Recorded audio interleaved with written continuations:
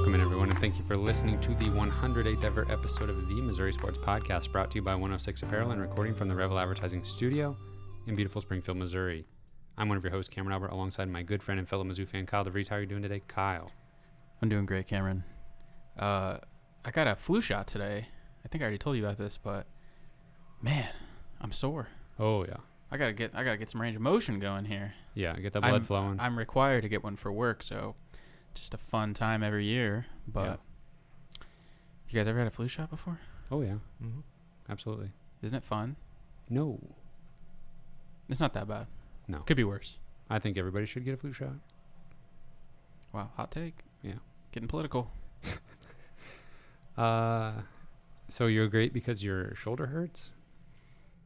Or Well, I guess I meant to say I'm great, but despite. However, Yeah. I am dealing with this terrible situation. Well, I'm great because Mizzou football is back, folks. That's This weekend. It's It's great. happening. And Missouri doesn't have as many players missing as we thought they might. Yeah. So let's just jump right into the news. Let's just jump right into it. Tell us about that. Yeah, that was a surprise. Because was it last week we were talking about how there were 12 players and we were kind of honestly nervous about whether this game was even going to get played because of the potential trajectory that was at. I was never worried about that. Because they put out some guidelines that they had to meet, like so many scholarship players and so many at certain positions and stuff, but I knew they'd make it happen. I think we're going to make it happen. Oh, yeah. I like your confidence. Yeah, I never wavered, to be honest with you. I knew that this game would happen. Nick Saban, he can will people to test negative, I believe, if Yes. it means that the Crimson Tide will play football. Yes, Nick Saban willed the Missouri team to actually have more players opt in and get Healthy. Yeah. faster just so they could destroy us on Saturday. Yeah.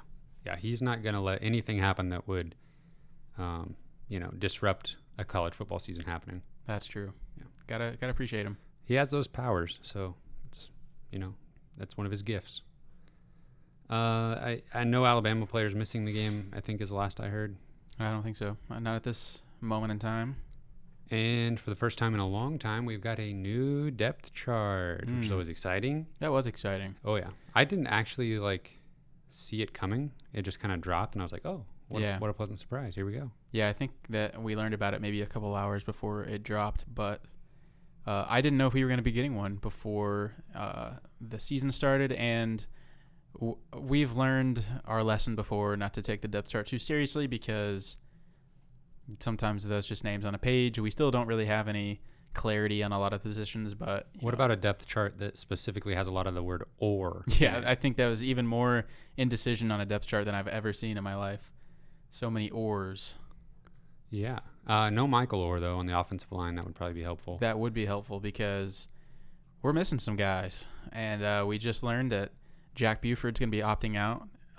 So that's another name on the O-line that's not going to be there. Cameron, I'm worried about the O-line. We got some dudes. We got some guys that are injured. Hiron White is going to miss the season with a shoulder injury. He had surgery or is going to have surgery. Coach Drinkwitz doesn't seem overly optimistic about that position group as a whole. I think he was kind of indicating the fact that they're just missing some bodies. Yeah. He had a press conference today. He said this about one of the starting linemen who got to campus in August. His name is Zeke Powell. This month is September. Yeah, so he's been on campus for very little time. He is a JUCO guy, so he's had some experience. But his name is Zeke Powell. He was asked about Zeke Powell today, Coach was. He said, sometimes availability is better than ability. Yikes. That is not exactly what you want to hear about one of your starting linemen, but I really think that's just how it's gone. Guys are hurt. Guys are opting out. They're not that great to begin with. The cupboard was pretty bare coming into this season. We got a lot of help from Michael Maietti, and I really think he's gonna anchor the line.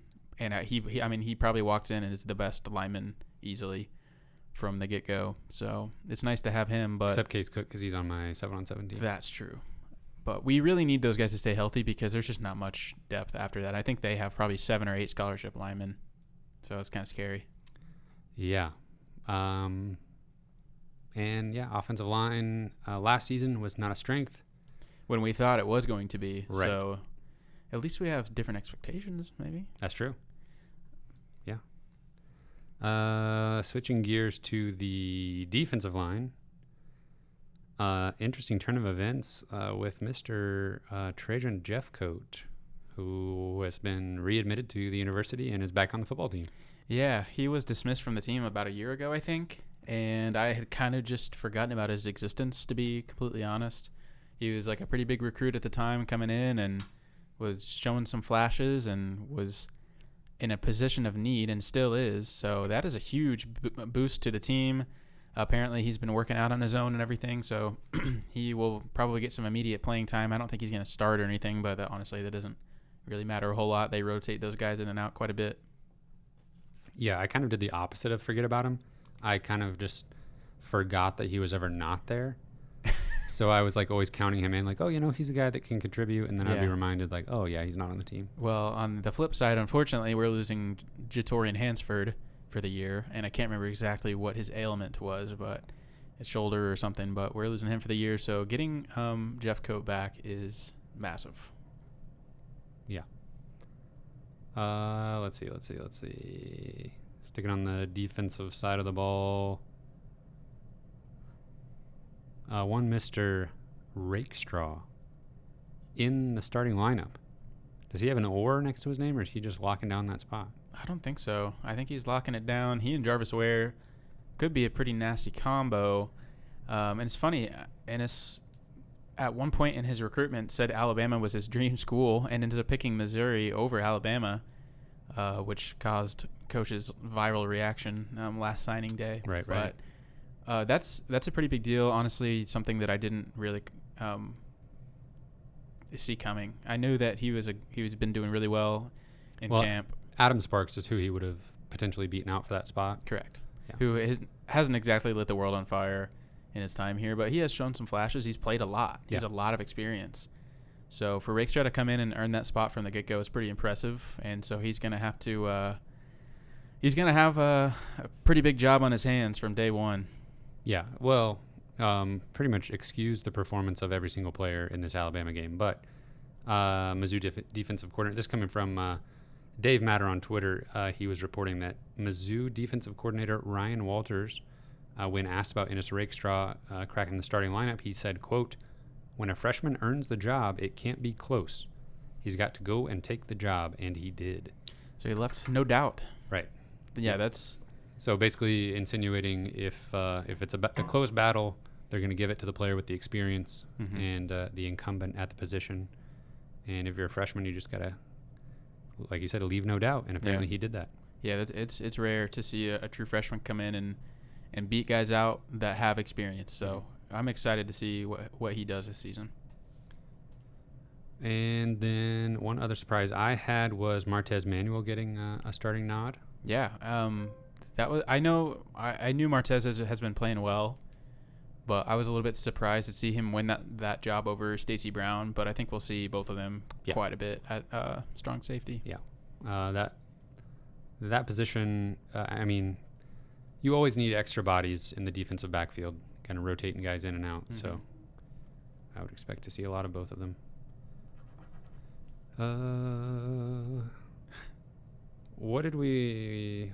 Let me see. I wrote down a name here, and you're going to have to help me remember why I wrote it down. All right. Let's play Why Did I Write This Name Down? All right, let's figure it out. The name is Chris Abrams-Drain. Oh, yes. He's going to be returning punts. Yes, true freshman again. He kind of was a jack of all trades, if I remember, in high school. Played some wide receiver, played some quarterback. I think he is officially listed as a wide receiver at Missouri, but I believe on Twitter he has been labeled among Mizzou fans as the next Lynn Bowden.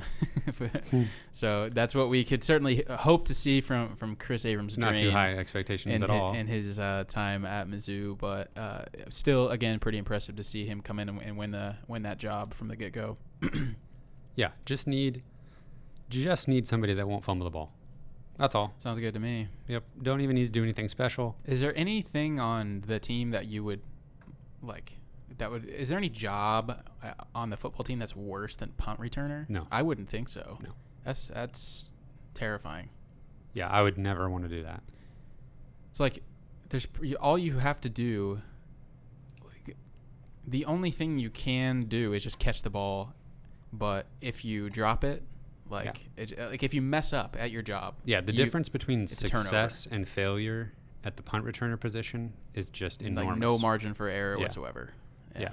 And you got dudes flying at you at top speed, and they're like 200 pounds. You never know when one of the defenders is just going to mess up and just run you over. Even calling for a fair catch, yes. Yeah. Who knows if they like saw you do it or something. Yeah. And you have to be completely concentrated on catching the ball. By the nature of the job, in order to be successful, you have to look up. Yes. You can't worry about anything but catching this ball. Yeah. And you see it when a player looks down at who's coming at him. That's when things go wrong. Yeah. I don't know. It's just insane that they catch it as often as they do, honestly. Yeah. Like even in the NFL, when I see a punt returner go back, sometimes it's a wide receiver that returns punts. Sometimes it's more of a specialist. And I think I would be scared to death to trot a wide receiver out there, not for the injury concern, but because I want a guy who in practice can just catch punts over and over and over until it's like muscle memory, doesn't even have to worry about it. And any practice time spent as a wide receiver is a detriment to my punt returner. They're like, you're the fourth or fifth wide receiver. Well, you got good hands. We'll run you out there. Well, that's what happened when the same thing. Right. They tried to put JJ out there. It never went well for him. Yeah. A great wide receiver. Incredible athlete. Terrible punt returner. He would fumble it away half the time. Yeah. Rashad Floyd, amazing punt returner. Hardly ever fumbled. Yeah. I don't even remember him fumbling once. Yeah. You don't even need the touchdowns. No. Just when the team's just giving you the ball, don't turn it over. Just don't give it back to him. That sounds great. Oh, we got off on a little tangent there. We're obviously passionate about we are very special passionate. teams turnovers. We've seen some things in our days. Yeah. You mentioned earlier Jack Buford opting out. CJ Boone has also opted out. Mm-hmm. So a little hit to the wide receiver depth there. Yeah, so far we have 4 opt-outs total for COVID reasons. None of those guys probably making a huge impact this year, but I mean, with the depth issues, who knows like what would have happened potentially, but probably none of those guys playing too much this year. Producer Cameron. If they opt out, can they still play? Or are they like legit like not practicing, not doing anything? We don't know the ruls. I have no idea. Okay. Because like if for some reason they needed like a player, and they're like, hey, can they un-opt out? I think they can opt back in because that actually did happen with but this is a little bit different. But with one of those Big Ten players, I think he opted in after opting out. Big Ten playing football? I guess. Oh wow. Are they, Cameron? You're the 8 games. 8 games. Interesting. Starting in like late October. They should not be allowed to compete for the national championship. This is going to be a cluster. Nobody's even talked about it. Nobody's even said like, and this is what we think we'll do for the national championship. Yeah. This is what we'll think we'll do for the college football playoff. Cross that bridge when it comes, I guess. They're just trying to get the thing off the ground at this point. Yeah. But whenever we get there, somebody would have mentioned. Hey, like, maybe what do we do now? When we get to that we literally haven't heard a word about it. It's going to be crazy. And I guess that's going to be somewhat up to ESPN because they're like... It's going to be fun. They like own the college football playoff, so... It's going to be fun to watch the madness. Oof. Let's see here. Sean Robinson or Damon Hazleton? Who do you want to talk about first? I don't care. Sean Robinson... looks good, apparently. I've got a quote here from Nick Bolton. I've heard of him. He says about QB Sean Robinson, this is again thanks to Dave Matter on Twitter, quote, he has everything to be a great quarterback in this conference. Did Nick Bolton just tell us who the starter's going to be? It sure seems like that. Well, let me put some doubt in your mind. Connor Bazelak listed first on the depth chart, or... There's an or listed. Yeah. But I don't think Sean Robinson has a higher number, like a jersey number, and Connor Bazelak. he's taller.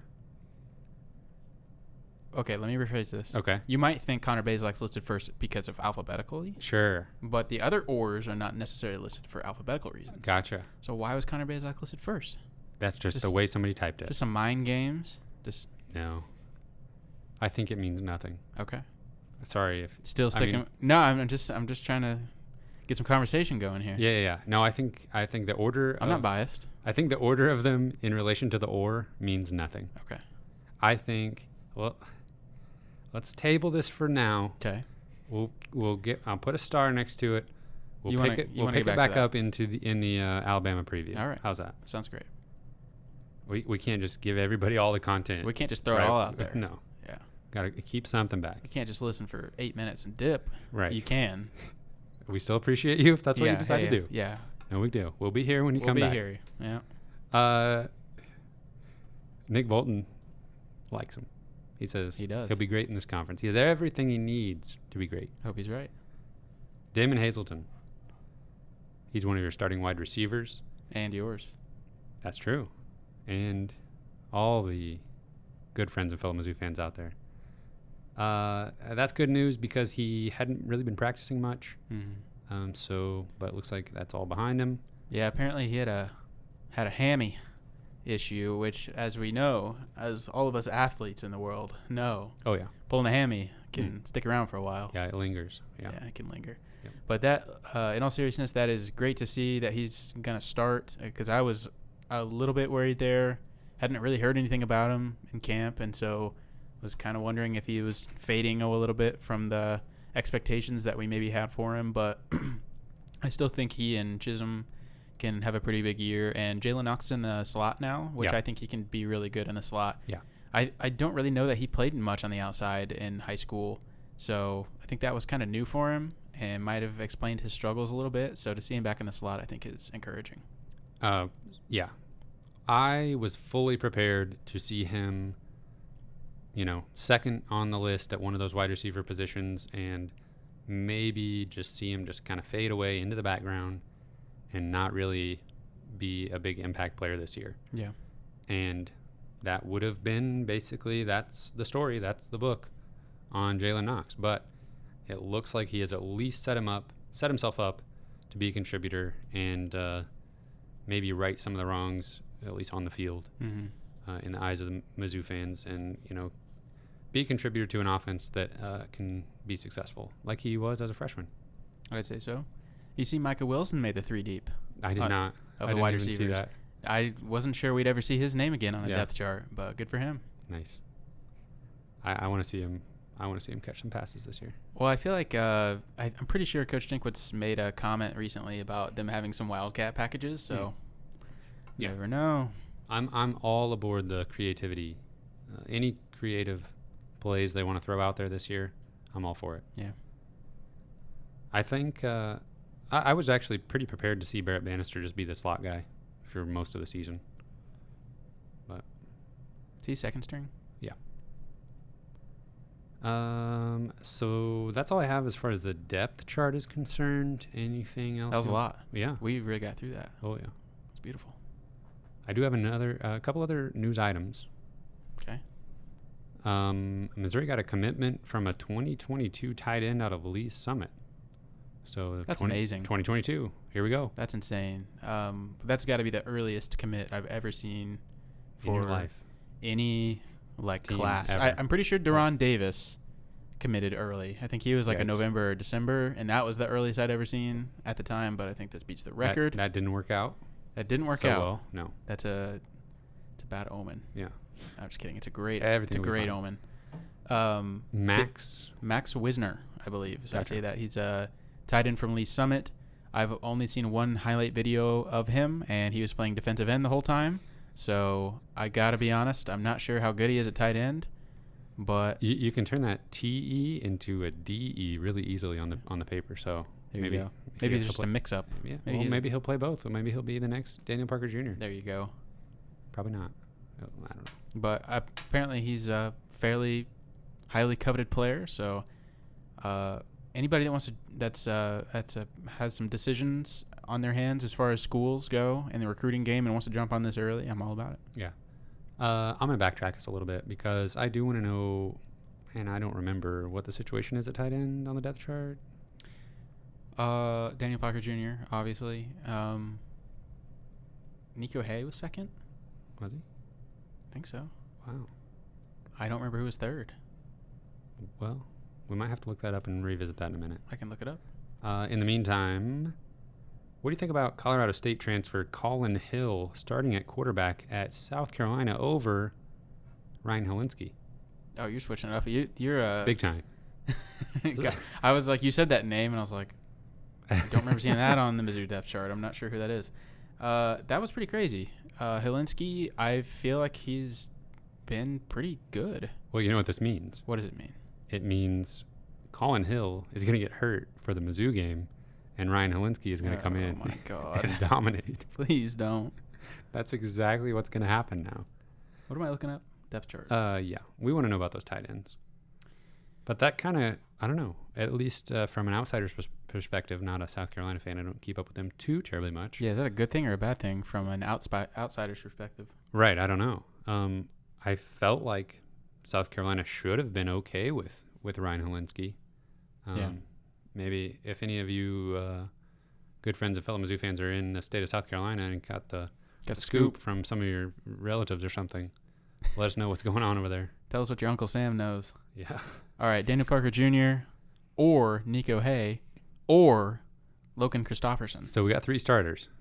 Yes. Okay, that's fine. A starter for each scenario.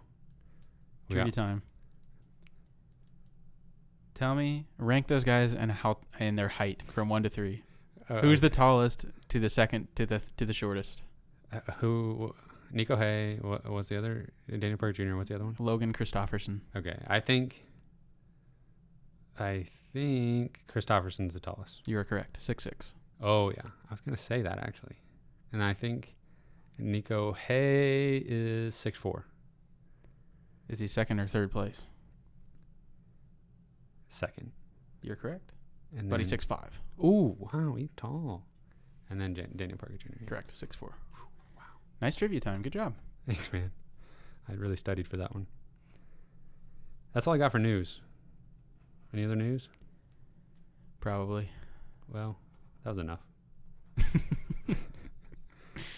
Because we got week 1 playing Alabama. It's here. I wasn't sure that this game day would ever come, but it's here, and it's exciting. It's kind of scary. We previewed Alabama a little bit when we did the full schedule preview. And since then, I completely forgot who Mizzou plays when, because we tried to talk about it last week and I had no idea. I had the old schedule before Alabama and LSU were added in my head. I had us playing South Carolina third, Arkansas last. But to my defense, you had them playing Arkansas last as well. We completely forgot about Mississippi I've State. just become accustomed to that, I guess. Yeah.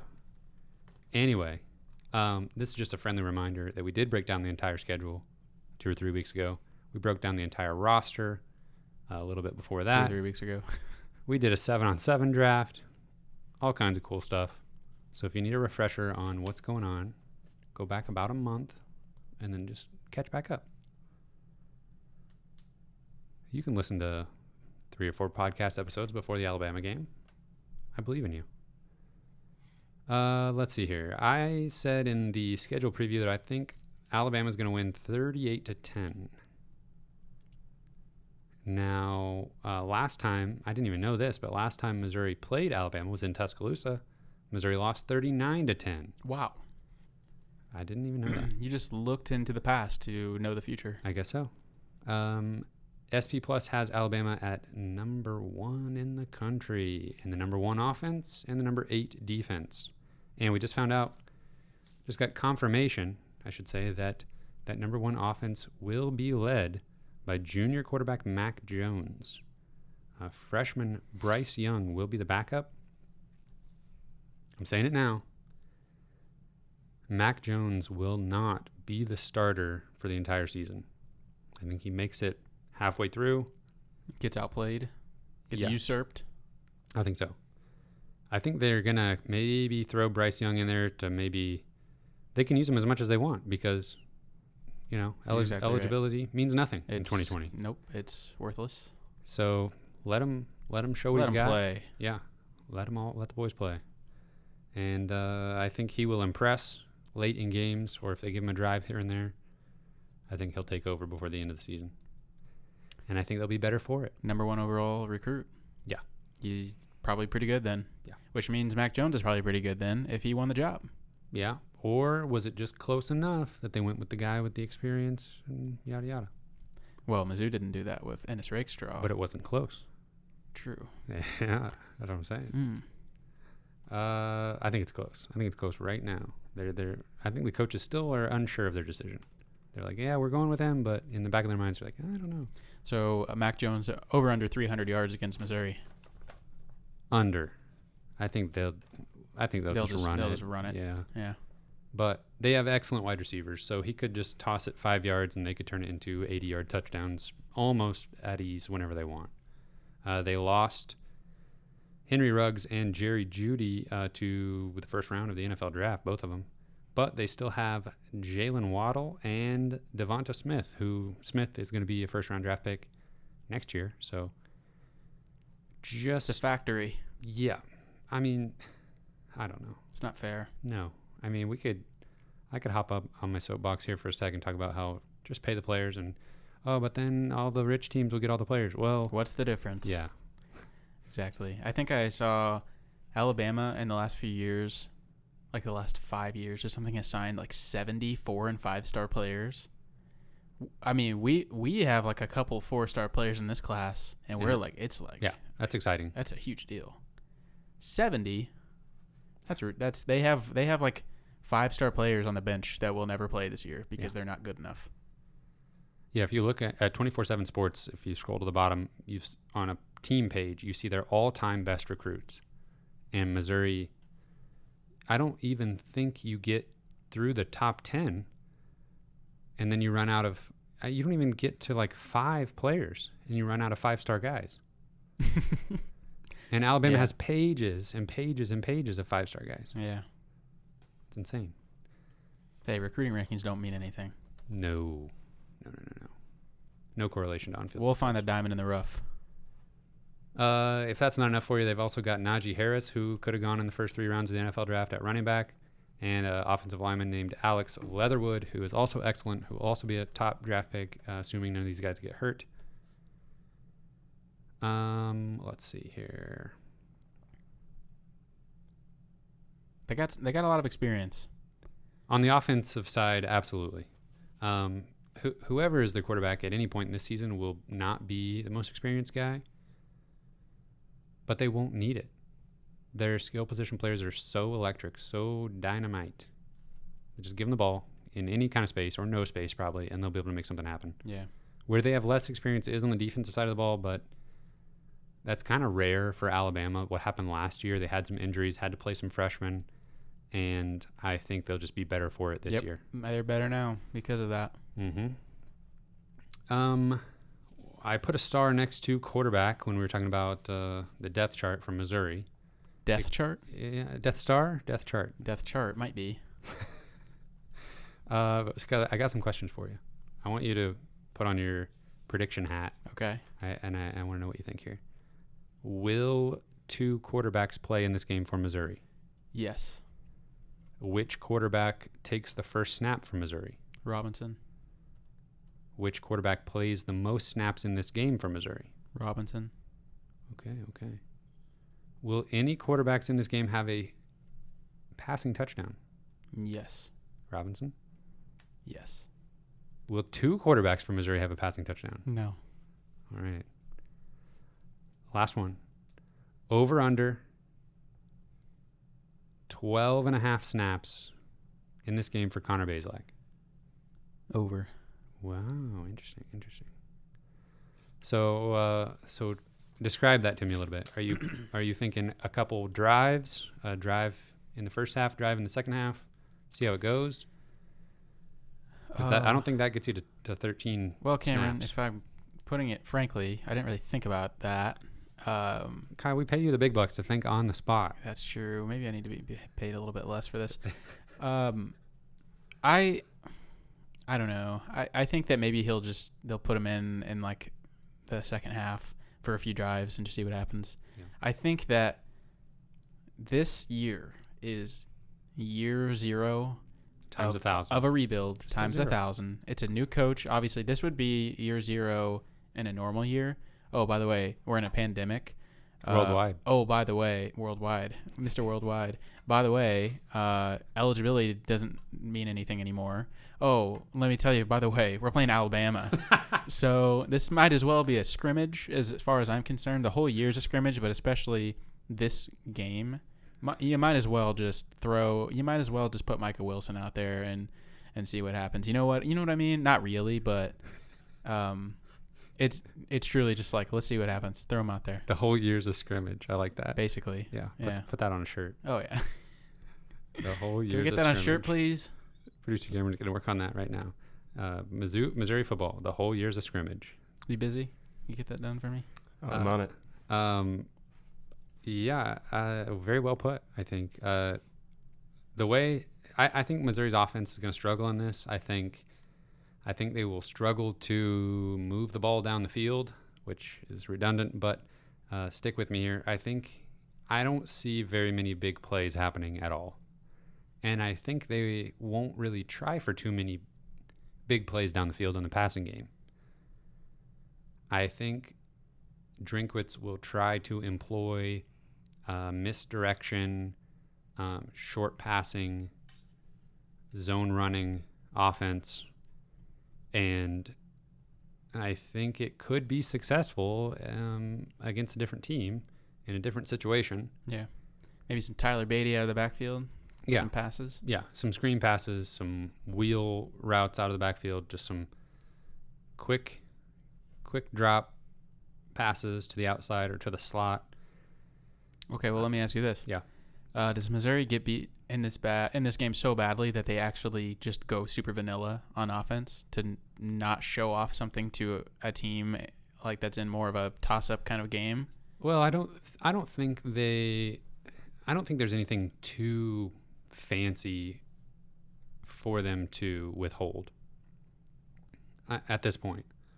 I think what I'm envisioning, and I could be completely wrong on this, but what I'm envisioning / hoping for is just plenty of variety in the formations and the sets and creative use of the tight ends on the depth chart, creative use of Tyler Beatty, splitting him out wide, maybe getting him a couple of snaps in the slot, moving him around pre-snap. I don't think any of that are things you need to hold back. I think you need to be running through all of that stuff as much as you can in a game situation before you get to one of those more toss-up games. What about any trick plays? Perhaps they'll just not run any trick plays. I mean, I've never understood running trick plays unless I don't know, maybe a coach, they've got their finger on the pulse of the team and they're just like, I need to show them that I'm still interested in this game and still trying to do something creative. So maybe let me pull this out of my hat. Like Barry Odom infamously did at LSU in 2016. Yeah, that's a weird one, but I don't know. Maybe if you are asking him honestly about that situation, he says something like that. Like, I just wanted to coach a team that scored a touchdown at LSU. I just wanted to tell my kids that someday. Yeah, that's a great Barry Odom impression, but I don't think that's what he would have said. Probably not. He definitely wouldn't have said it. You think he was thinking it? Probably not. I think it's possible that a coach is just like, yeah, let me show the guys that I haven't given up. I'm not just going to go vanilla and just, run the ball 3 times and punt it for the whole second half or the whole fourth quarter. We're still in this game, or we're not in this game, but we're going to keep playing football. Yeah. We're still going to try to execute our game plan. Yeah, I know we've talked about it before, but I'll never forget, that was the play that made me realize I'd seen too much, because I was at that game and we suffered through it all, but that was the last play I saw that night, because I was like, okay, I'm too angry to continue. Yeah. That was the one where I predicted that Missouri would win. That right? is also infamously correct. Infamously on Twitter. Yeah. Yeah. This Thanks for doing that. It wasn't my fault. They went and fired their lame duck coach, and Yeah, we got suckered into that, didn't we? Missouri got to be the Lame duck coach. yeah, Les Miles, former national Oh champion. yeah, he's killing it now, isn't he? Yeah, he's better for it, I tell you.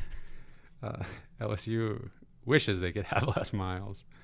Yeah, we didn't know that Missouri was going to be the springboard for Ed Orgeron to just like inspire his team to just great things in the future. Yeah. So LSU fans, you can thank Missouri for that, Absolutely. and me for Yeah, what I you said at the started time. it. Yeah. Thanks. Let's see. As far as we talked a little bit about Missouri or Alabama's offense and how electric they are, I almost think that they would be more likely to tone things down and basically just run the ball. And I think Nick Bolton, if they decide to just let him play the full game, I think he could end up with a ridiculous number of tackles in this game. It's kind of hard for an offensive line to like target a linebacker in run blocking, but they could try to get creative with some of their blocking schemes and try to, I don't know. I just don't think they can run away from Nick Bolton. So even though Alabama will be successful running the ball against Missouri, I still think Nick Bolton could end up with like 12 tackles. I think Devin Nicholson's a name to watch as well as another linebacker that could have a pretty good season. Speaking of linebackers, you see Cale Garrett got signed to the Minnesota Vikings practice squad today. I did not. Congratulations, Cale. Yeah. Well, Kyle, I'm going to need an official prediction from you on this Alabama game. I told mine at the very top. I'm going to stick with my preseason prediction of 38-10. You finally made me face my fear. I was running from it. Yeah. But I'm going to say 45-14.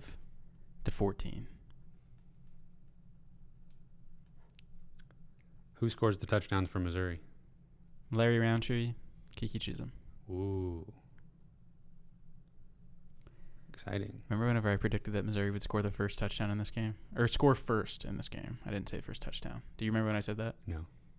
I believe you, though. Like 3 weeks ago. And you were like, who's going to score? And I said, Larry Roundtree. And you said, I thought you would have said Tyler Beatty. Oh, yeah. Okay, you remember? Okay. Yeah.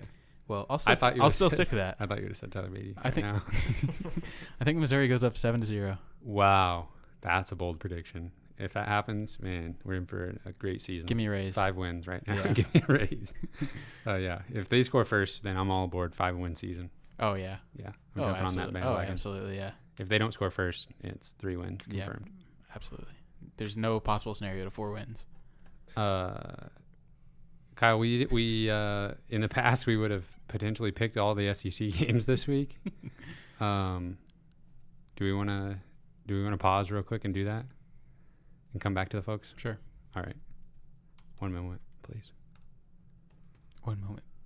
Welcome back. We're picking the entire SEC slate, and Nebraska's not playing, so can't pick them. Bummer. I was so excited when the Big Ten was not playing. I shouldn't say so excited. I was kind of excited though. To every week go, and Nebraska, who are they playing? And every week we're going to get to say, and nobody, because the Big Ten doesn't exist anymore. But that would have just been really mean, and I never would have done that. So that would have really broken his spirit. I'm so happy the Big Ten's playing week so after that week. I'm not tempted to do that, because that would have been a terrible thing for me to do. Mm. All right, producer Cameron. You can do it for a month, so. Oh, yeah. Trying to destroy this chemistry that we have. Yeah. It's great chemistry. Yeah, introduce a schism into the studio.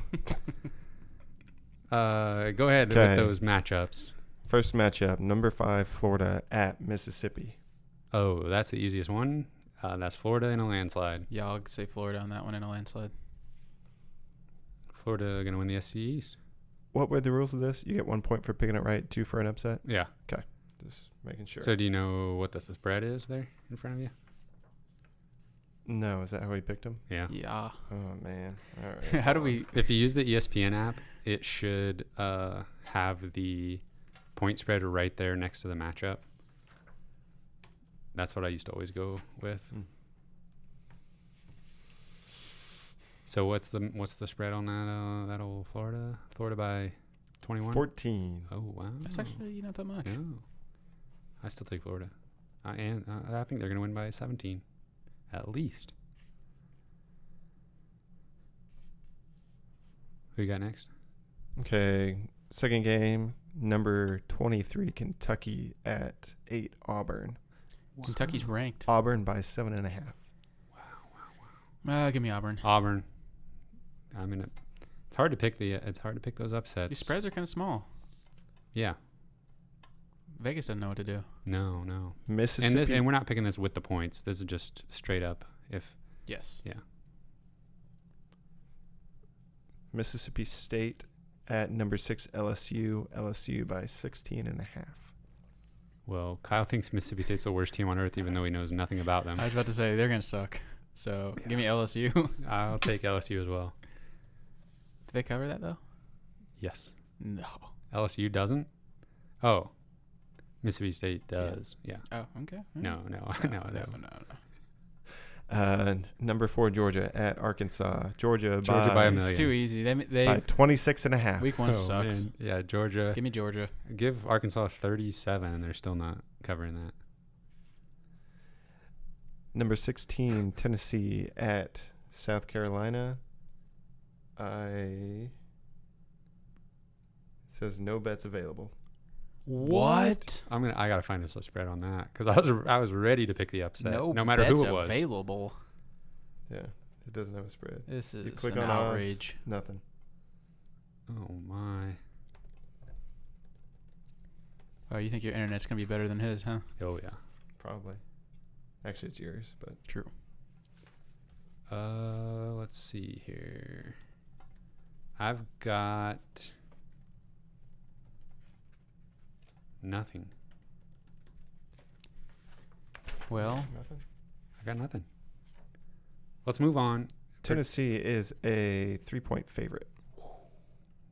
Ooh. Tennessee. where's this at?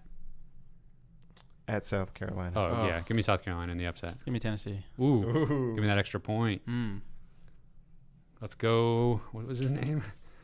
Let's go. JG. No, that's my guy. Let's go Mike Bobo and Bobo. Mike Bobo. Oh, Mike Bobo from Colorado State. No wonder they got. You got my paper. No wonder they got Colin Hill, the transfer.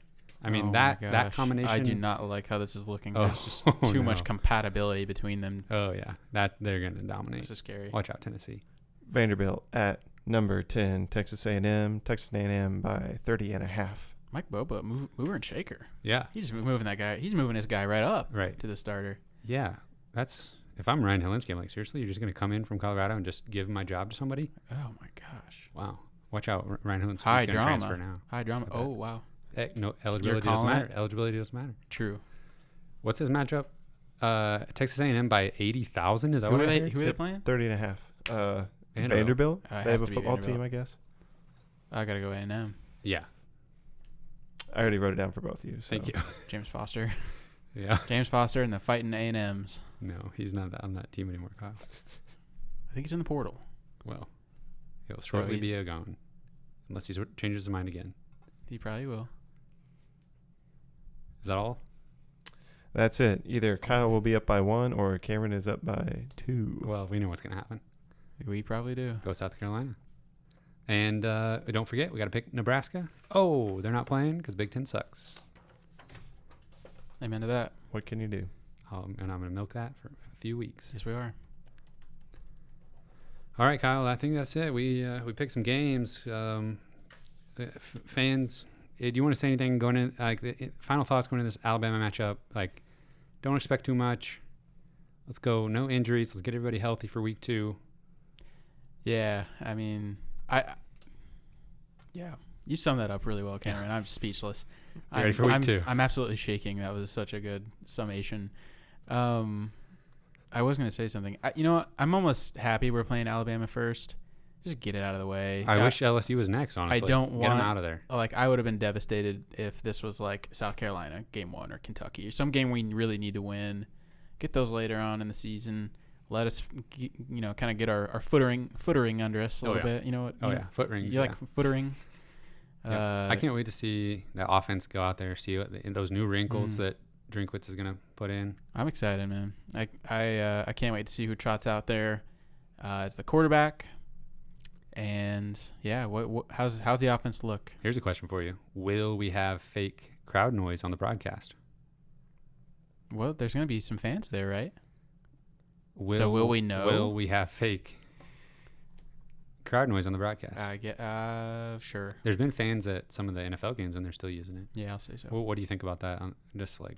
Honestly, I don't mind it. If I'm really like focusing on it, then yeah, I can tell it's fake. And sometimes it just gets randomly really loud all of a sudden, which is kind of weird. And I think that there's like a fight going on or something, because that's normally when the crowd gets loud, like after the play. Did we talk about this last week? And producer Cameron said they're using the NFL Films thing to do the thing. Oh, sorry for the redundancy, everyone. Jeez. But I don't mind it. No, I actually like it. As long as they're not showing the stands and I'm like, oh, that's empty and there's noise, then I'm all for it. Yeah, it was like a little bit weird that first NFL game, like knowing that the stadium was empty, but I'm like I'm over it. Yeah. I think no biggie. Post-COVID, give me the fake crowd noise still. Just keep it going all the time. Yeah, that's not a take you'll hear everywhere. Can you elaborate on what you like about it? Just the sound. Sound of the crowd. Tell them where they can find us. Sound of music. All right, everybody, you can find this podcast on Spotify, Google Podcasts, Apple Podcasts. We're on Twitter and Instagram at Mizzou Sports Pod. You can email us at MissouriSportsPod@gmail.com. We're going to start pumping in fake crowd noise here. That would be great. Yeah. Get on that. Okay. Thank you, everyone, for listening. You can find T-shirts and stickers at MissouriSportsPod.BigCartel.com. Thank you for that. And we'll see you next week.